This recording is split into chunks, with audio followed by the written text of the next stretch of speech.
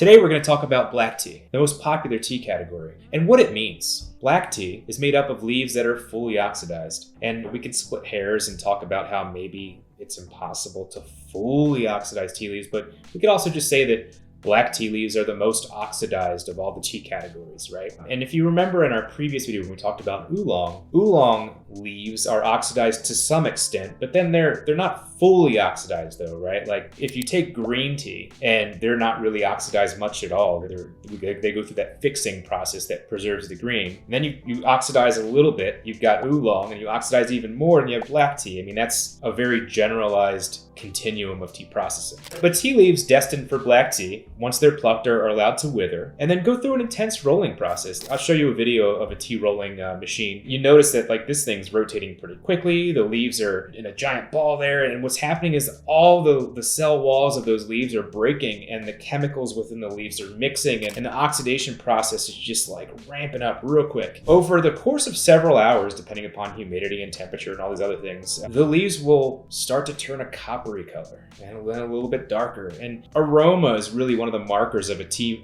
maker. Like the tea maker's smelling the leaf as it withers, as it rolls, as it oxidizes, and really determining when that oxidation process is complete. Once that oxidation is complete, the leaves are dried and packaged for sale. I mean, that's black tea. It's actually quite simple. So we're gonna delve a little bit into the different famous black teas all around the world. With black teas, we're gonna start our exploration of tea styles within this category in India. And arguably the most famous black tea production location in India is Assam. There are around 800 tea estates in Assam, and there are really two methods of initiating oxidation employed in Indian tea manufacture. What we call the orthodox method, and that's by rolling the leaf to initialize oxidation. And then there's crush, tear, curl, and we call it CTC. This is what results in these tiny leaf particles that you may see in a chai or some tea bags. But these are the two methods that are largely employed around India. India is also famous for Darjeeling. First flush Darjeeling is often a little bit less oxidized as the second and other subsequent flushes from Darjeeling. Some folks will split hairs here and be like, well, first flush Darjeeling's not really a black tea, and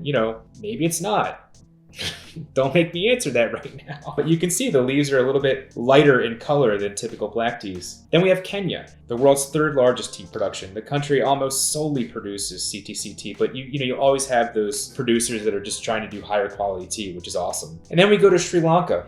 Sri Lanka is the world's fourth largest tea production, and orthodox black tea accounts for 95% of the country's total tea production there. So they're the major producers of black tea, but then you also have some well-known ones from Japan and China. But I really want to highlight the fact that these different countries are known for producing different types of tea. Most of the world's breakfast teas that you see on the market are typically blends of black teas from areas like Sri Lanka, Kenya, and Assam. Sometimes there's some Chinese leaves mixed into some of these breakfast blends, but there really is no standard definition for what is like English breakfast, Irish breakfast. Essentially, it's up to the tea merchant or tea retailer that is selling the tea. They will create a blend that is their blend, and then in each harvest, they're blending different areas' tea products to come up with something that matches their reference sample from the previous batch. The other thing that I should mention here before we close is that black teas are the ones that people typically add things to. You're adding a little bit of milk or cream and sugar at times. Tea producers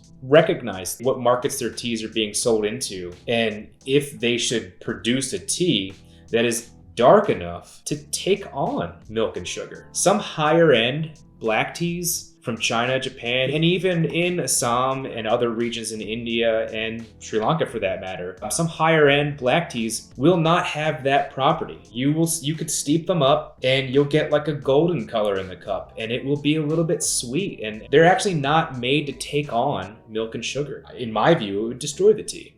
You'd be covering up what they're trying to exemplify via their processing methods. As you're taking your tea journey on and exploring the black tea category, if you're steeping a black tea and it doesn't look dark, that's something that you can actually put milk into, I would try it first, see what it tastes like, and let me know what you think. So yeah, thank you for joining me on this journey on black tea, and please subscribe below.